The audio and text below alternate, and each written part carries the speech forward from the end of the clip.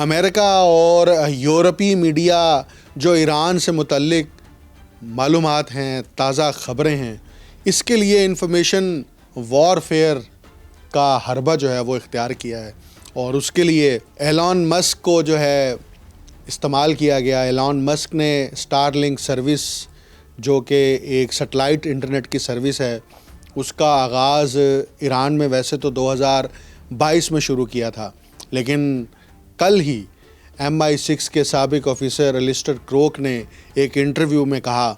کہ ایرانی پرتشدد مظاہرین کو آپس میں یونائٹ کرنے کے لیے اور اسرائیل کے ایجنڈے کے ساتھ منسلک کرنے کے لیے ایلان مسک نے جو ہے وہ اسٹار لنکس کے 40,000 یونٹ جو ہیں وہ ایرانیوں کو فراہم کیے تھے، لیکن ایران نے کیا کیا؟ چین اور روس کی مدد سے انہیں جام کر کے سارا منصوبہ خاک میں ملا دیا۔ اب ایرانی سیکیورٹی فورسز ان تمام افراد کو گرفتار کر رہی ہے جو یہ یونٹس استعمال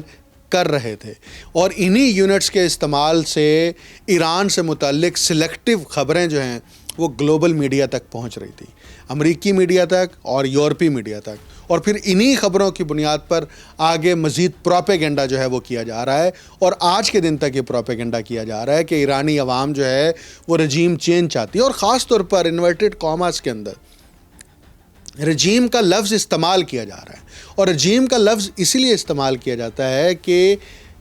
یورپ اور امریکہ اس پرٹیکولر گورنمنٹ کو یا اس حکومتی دورانیے کو متنازع طور پر پیش کرنا چاہتا ہے۔ یہ خالصتاً جو ہے یہ ایک ایکڈیمک اصطلاح ہے جس کا ہدف یہ ہوتا ہے کہ آپ نے کسی ملک کی حکومت کو کیسے کنٹروورشل کرنا ہے۔ اب ہوا یہ کہ جب ایران نے اپنی انٹرنیٹ کی سروس بند کر دی تو اسٹار لنک کی جو کنیکٹیوٹی سروس تھی تو رشیا کی ٹیکنالوجی کے ذریعے سے اور ان کے سسٹم کے ذریعے سے اور چین کی معاونت کے ذریعے سے وہ GPS سسٹم کو ہی جیم کر دیا، اور اس جیم کے بعد جو ہے اب بہت ساری معلومات جو کہ وہ افراد جو امریکی پے رول پر تھے ان کی طرف سے فراہم کی جا رہی تھی، وہ اب ایران سے باہر نہیں جا رہی، اور یہ امریکہ کے لیے ایک بہت بڑی شکست ہے